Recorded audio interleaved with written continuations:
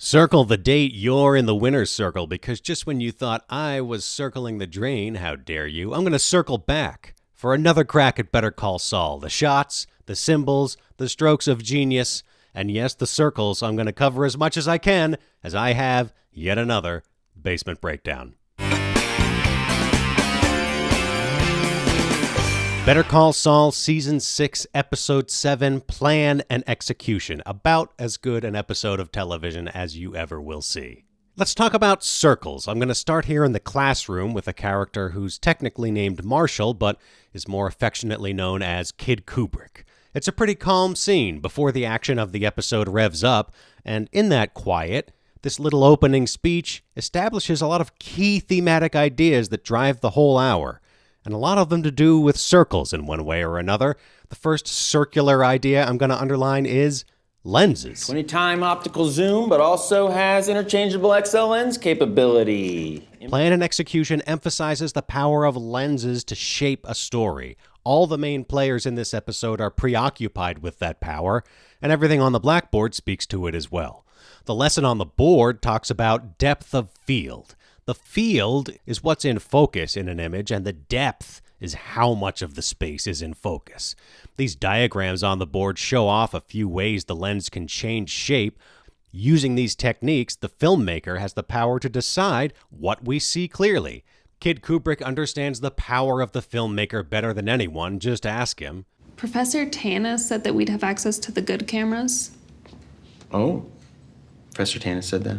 He guards that power with pride. Only the worthy may wield the Canon XL2, right? Image stabilization, built-in filters, variable frame rates, multiple aspect ratios, your choice. As usual, the show gets the period details correct. That really was a wonderful machine for the time. All these features that Kid Kubrick rattles off, they're the features that made it possible to shoot video that looked like a movie. For someone like Kid Kubrick who worships the cinema, it's a privilege to wield such an instrument. And that's why it's reserved for one select group only. Those are for the few, the proud, the auteurs. Capiche? As Kid Kubrick hits the word auteurs, the shot switches and the words written and directed by Thomas Schnauz appear on the screen. This is not a show that typically breaks the fourth wall, but to punctuate that auteurs line with the writer-director credit, it is a little nod from behind the scenes in my eyes. It's a joke, first of all, and at the same time, the truth of it is that Kid Kubrick speaks for the Better Call Saul filmmakers here, not in the literal message of his pompous lecture, but in the way his speech subtly lays out the deceptively simple ingredients of a complex episode.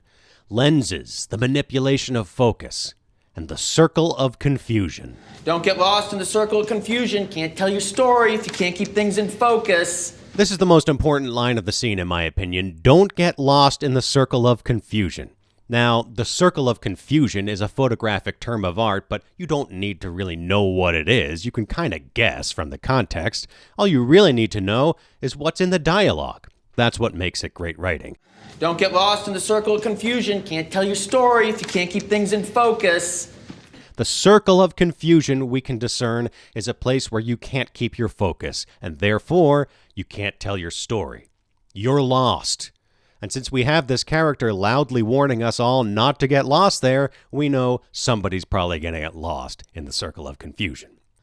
Don't get lost in the circle of confusion is also, to me, a bit of a taunt from the filmmakers to the viewers, daring us to keep up with them in what is a dizzying episode. So we have these two closely related circular ideas, the circle of the lens, where you focus, and the circle of confusion, where you get lost. To underline this dual metaphor, literal circles are all over the place in this episode. I'm going to mention a lot of them, but certainly not all of them. If you look, you will find them. And there is also, maybe even more so, circular motion. The spinning camera in the park scene. Of course, Howard's rotating can trick. Lalo setting his timer. Jimmy reeling in the big fish. Kid Kubrick stirring the darkroom chemicals. A lot of spinning motion. So we're going to be looking for circles and for circular motion as we go along. Okay, backing up in the episode a little bit to the supermarket scene where we join Lenny in mid-rehearsal. Listen to me, I'm a philosopher. Listen to me, I'm a philosopher. Joe, You must do this. You must. The scene Lenny's practicing is from the play Angels in America, and Lenny is rehearsing the part of Roy Cohn. As you may know, Roy Cohn was a real person, one of the dirtiest, most chiseling, corner-cutting lawyers in American political history, in fact. And not surprisingly, Lenny struggles to capture Roy Cohn's cynical edge. Do this. You must. Love? That's right. You must do this. You must, says the Roy Cohn character in Lenny's script. And at that moment, here's Jimmy McGill, another crooked lawyer, and his message to Lenny is, you must do this. You must. Get in! We need to reshoot! Lenny soon agrees, and why wouldn't he? He imagines that he's landed the role of his dreams, the crooked lawyer, a real Roy Cohn type. Think of the broken arm as symbolic. I see symbolic. It never entirely occurs to him that, in fact, he's just being played by a guy who portrays that Roy Cohn type in real life. Jimmy's parking lot pitch to aspiring actor Lenny is a remarkable one. It's almost moving the way he sums up the craft of acting in the slimiest possible manner. To really slide inside the skin of yet another human being and make the kind of magic that other people only dream of. The physical comedy of Bob Odenkirk here. Jimmy's like a snake wriggling up from the bottom of the frame. And then Jimmy latches on to Lenny in such a way that his watch is really prominent in the shot.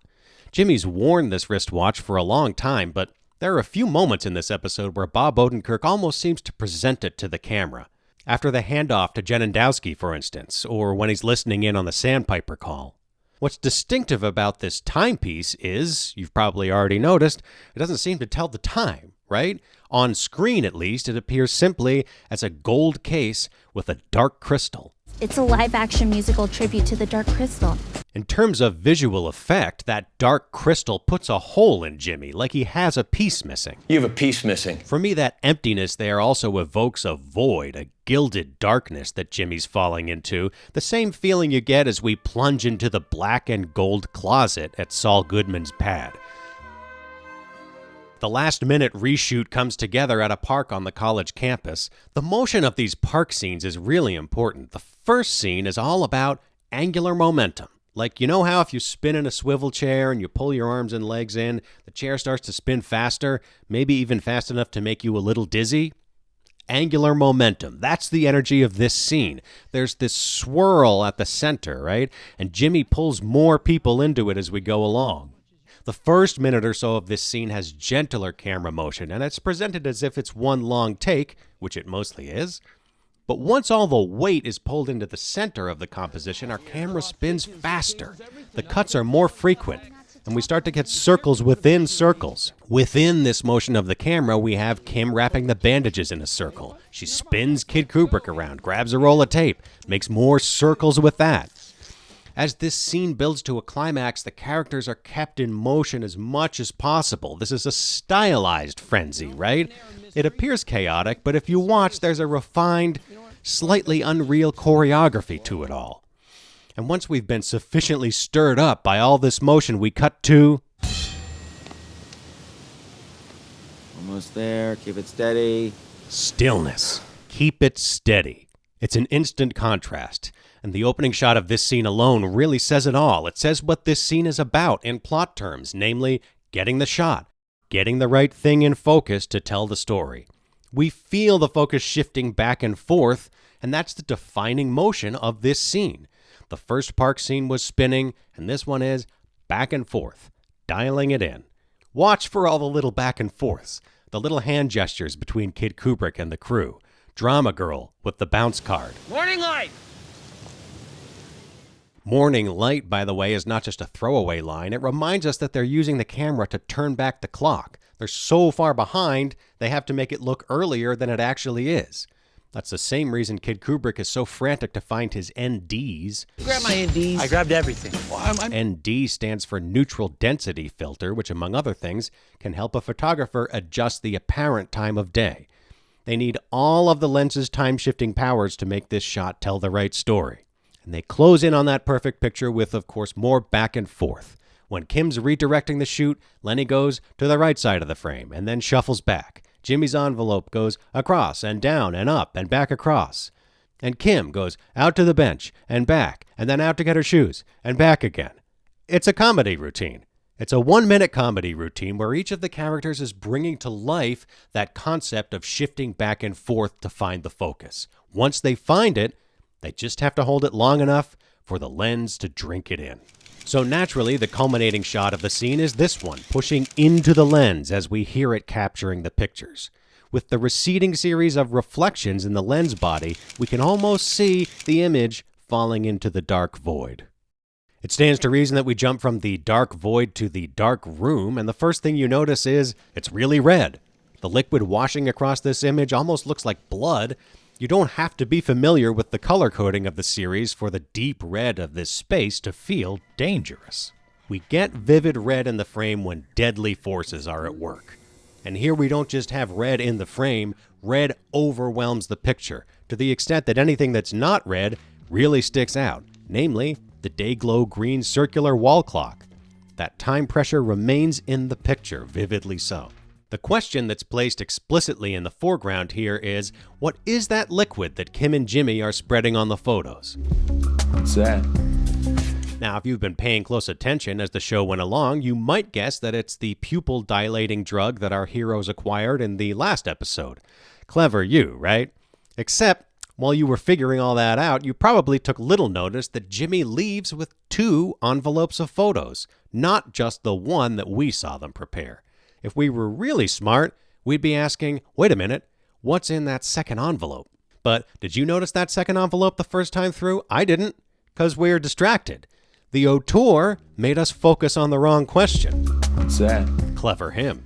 The scheme is unfolding too fast for us to notice everything, and even Jimmy is exhausted by the pace. His dialogue in the exterior scene is all grunts of God, and then it gets shortened even further to go! Go! Go!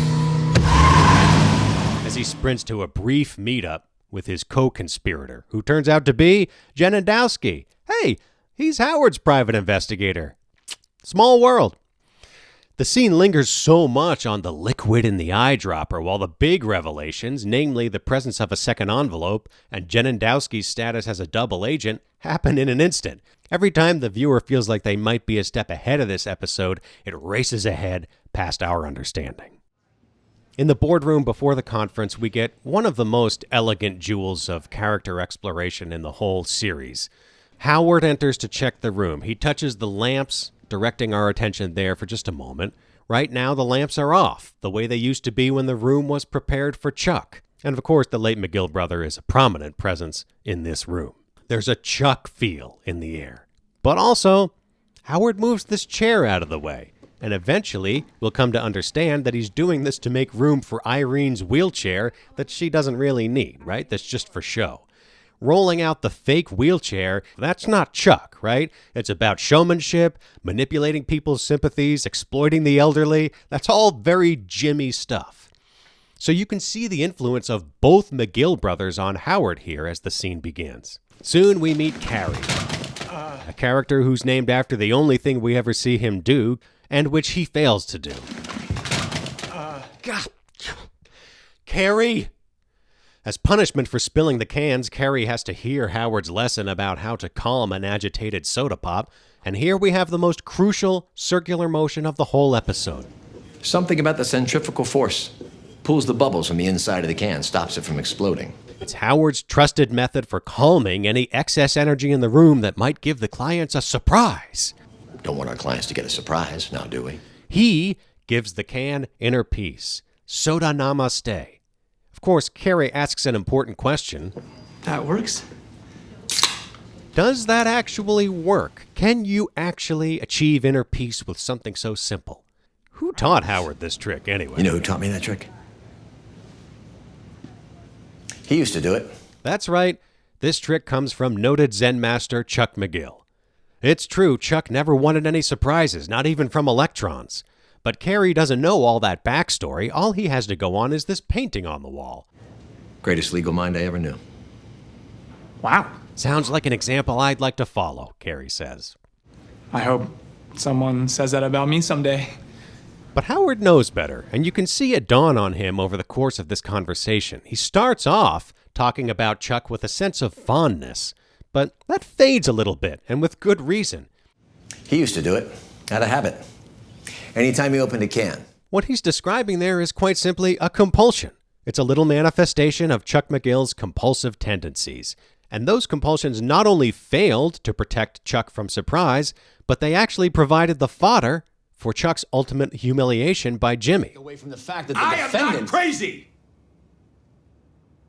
When Carrie says he wants to be like Chuck, Howard necessarily thinks of how Chuck's story ended.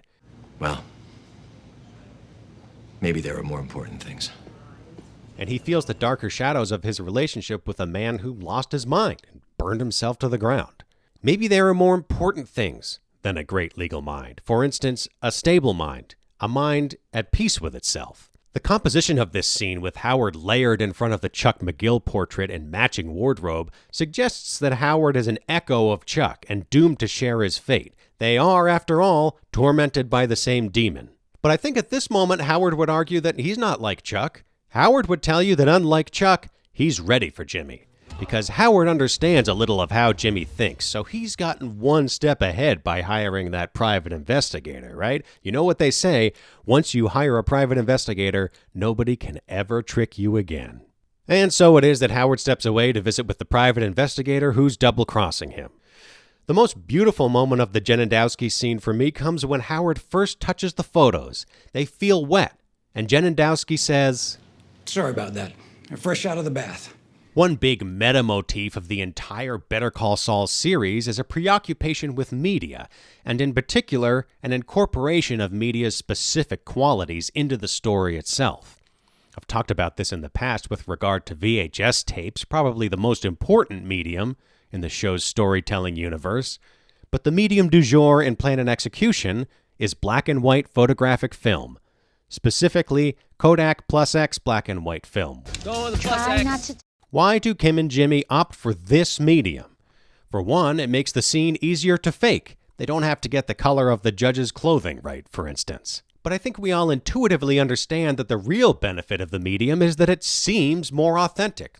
There's something true about that manila packet of black and white photographs. A black and white film photograph takes an extra effort to produce. We glimpse that process in this episode, and the dialogue emphasizes that it's a time-consuming effort. When you know it's hard work to make something, it feels more real when you look at it. Howard perceives all of this instinctively, without even thinking about it, which is why it's plausible that he buys it when Genendowski says that the slick photos are fresh out of the bath. Sorry about that. I'm fresh out of the bath. It's such a perfect line because it's literally true, but the poetry of the fresh out of the bath line is that it also captures Genendowski's subtext, which is that the photos are clean, right? Howard takes that message. What can you do to find this man? I know it drives a silver Miata, and I got a partial plate. Genendowski is cruelly efficient in completing the setup.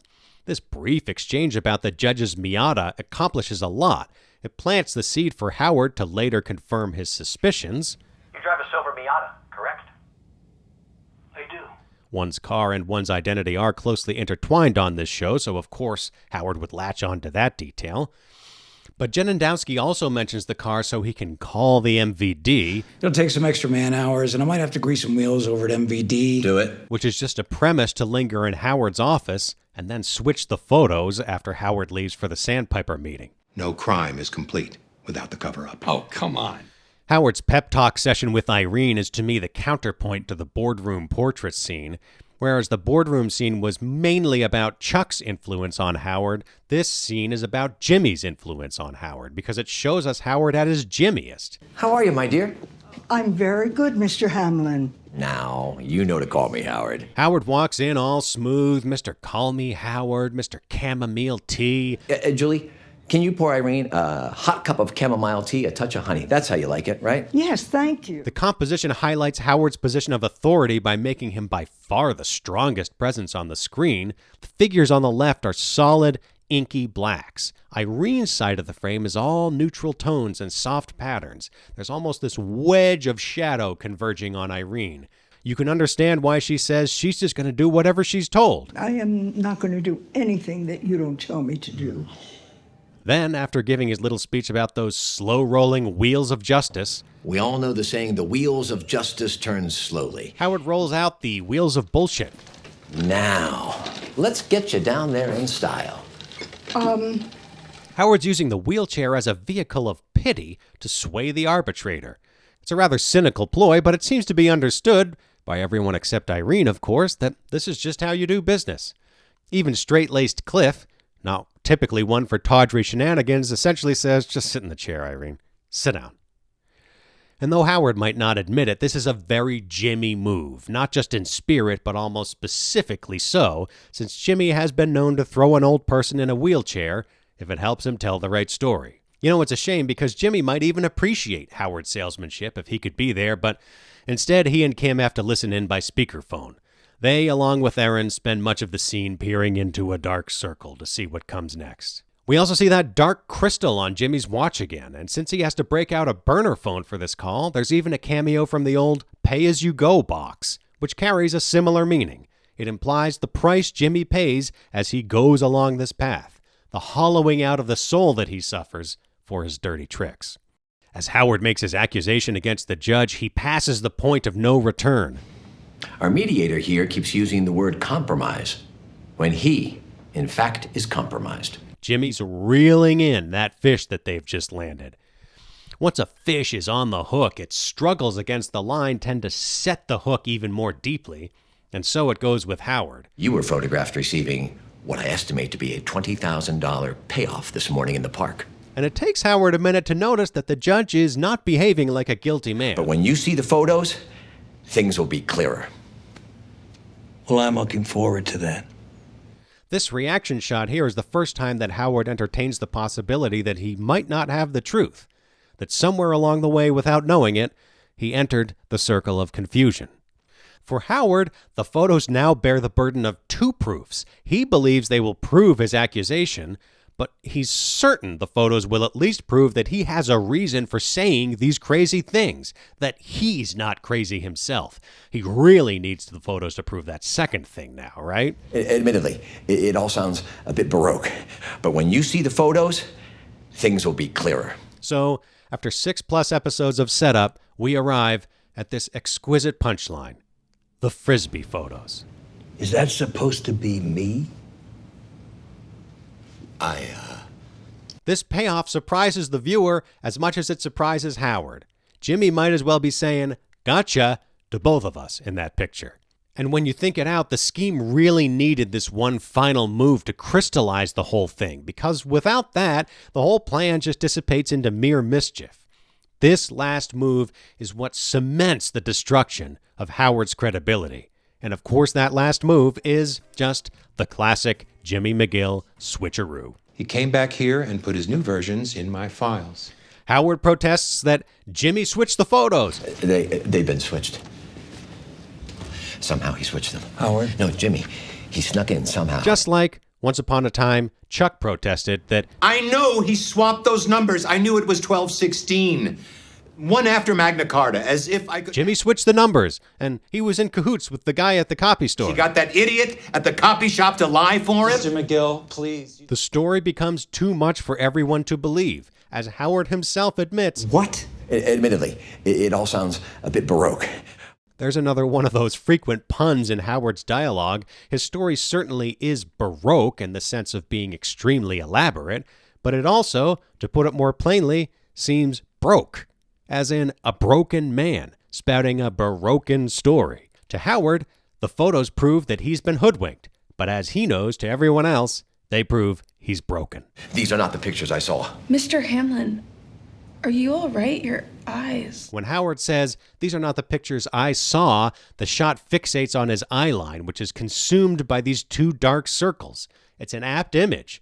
This is a moment when Howard feels that his own eyes have betrayed him, and in fact, they're betraying him as he speaks. After his big J'accuse moment falls flat, Howard spirals out in his own circle of confusion. There's that Hitchcockian HHM stairwell again, looking even more vertiginous than usual.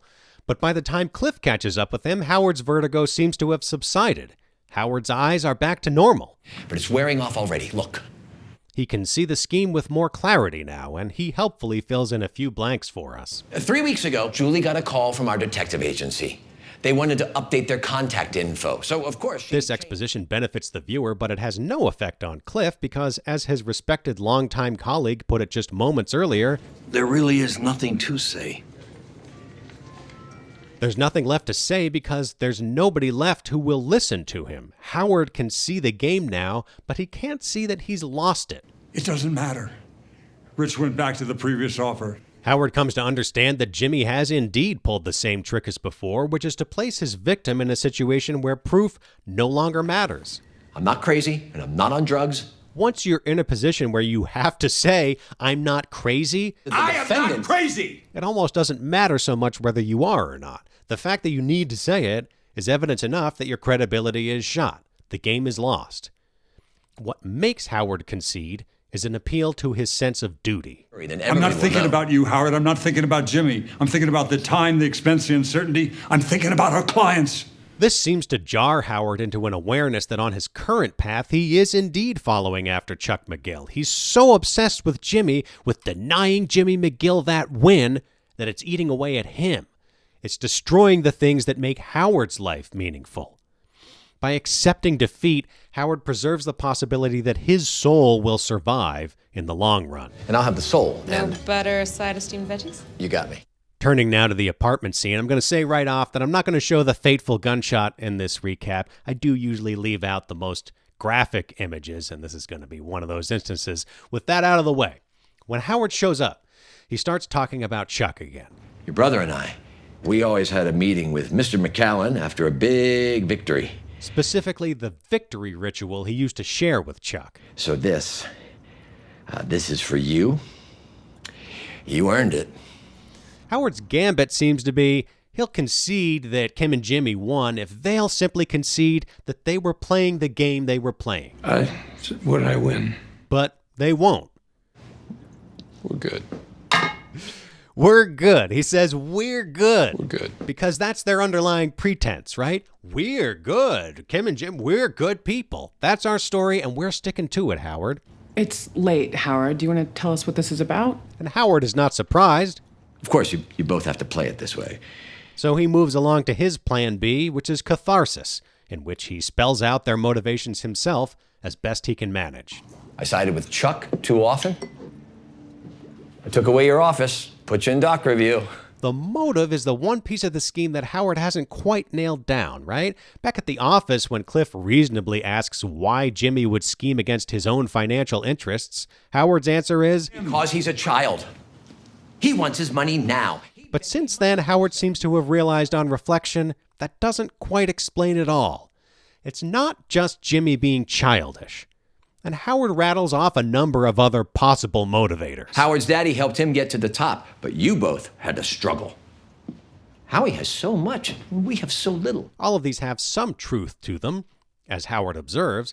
All of the above. But even still, they don't entirely add up, right? These petty grievances don't account for this seeming deep obsession with Howard Hamlin. Why go through this elaborate plot just to burn me to the ground? Burn you to the ground. Burn me to the ground. You can debate whether Howard, the character, chooses those words with specific intent, but in any case, they register with Jimmy. Burn you to the ground. Howard, come on. It's an implicit double accusation. Jimmy, why did you ruin me as you ruined and arguably destroyed your brother? It's the first thing Howard says that manages to make Jimmy's mask of aloofness slip a little bit. On some level of Jimmy's awareness, Howard stirs up regrets. I just thought you should know that. That you have regrets? Yeah. For an instant, Howard revives Jimmy's shame. But Jimmy is pretty well practiced at gulping down this particular shame. Our malpractice insurance, they found out about Chuck's condition and raised our rates. Chuck went ballistic. So we see him wince and shake it off and rationalize. You'll be fine. You always land on your feet. Howard will be fine. That's the idea that Jimmy returns to when he's threatened. Howard's gonna be fine is the fundamental belief that makes all of Kim and Jimmy's shenanigans somehow okay for them. It's how they justified it from the very beginning. We're talking about a career setback.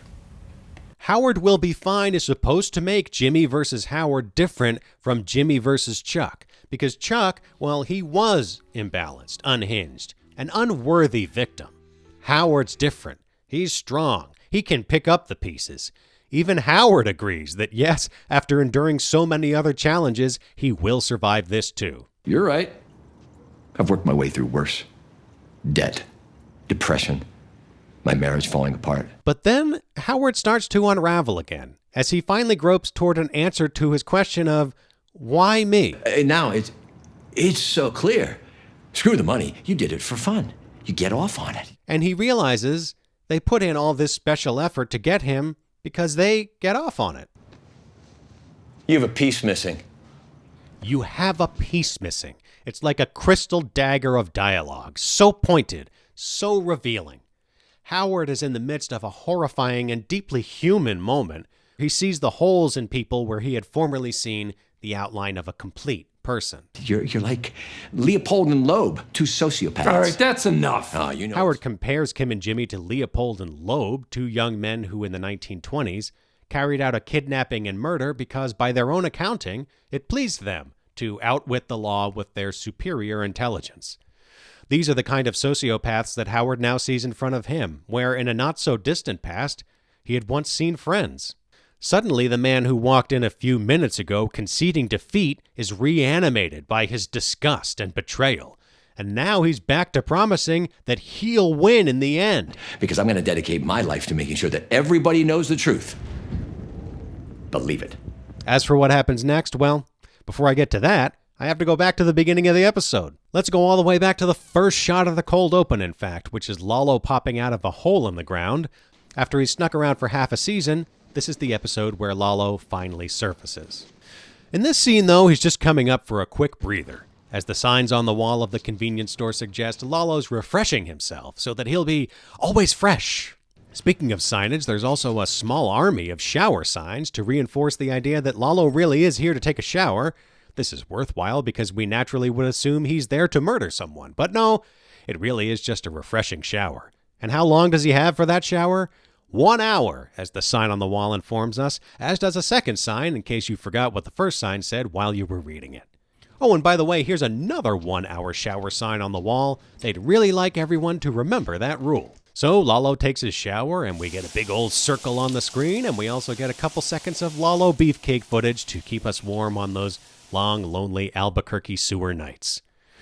Then it's time for a 1 hour nap, courtesy of this circular kitchen timer. The tick-tick-tick of the timer provides cover for a deceptive cut. By cutting with the rhythm of the timer, this shot sequence feels like a mere angle change when actually we've cut to a new scene 1 hour later and Lalo is stirring awake. This purposely disorienting edit makes it seem as if Lalo has hardly slept at all, and that might as well be the case. The clock on his trusty Subaru informs us that Lalo is waking up while the rest of the world is still asleep. So Lalo wasn't lying in the season 5 finale when he told Nacho, "Yeah, I never sleep much. An hour, maybe 2. As the visual cues of this cold open make conspicuously clear, this break lasted no longer than 2 hours. 1 hour, maybe 2.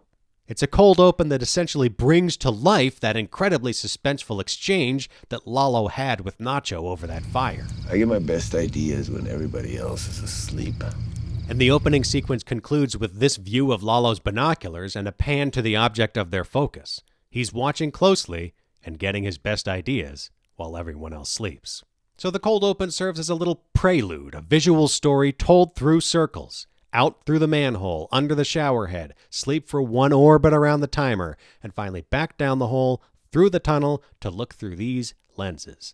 The next time we see Lalo, we're seeing him through another lens, the one on his camcorder. This is the lens he'll use to document that essential proof of Chicken Man's underground drug lair, because as Lalo accurately observes, he'll have his story, and Fring will have his. So Lalo seeks proof, that quality of a story that makes it worth acting on. Lalo wants to use his camcorder to expose the truth, but in this scene, the filmmakers use the camcorder to tell an effective lie.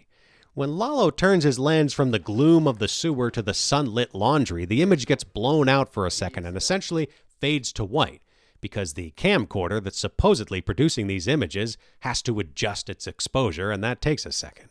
Now, the set where they shot Lalo's sewer scenes and the exterior of the laundry are not actually in the same place. That would be pretty impractical if you think about it.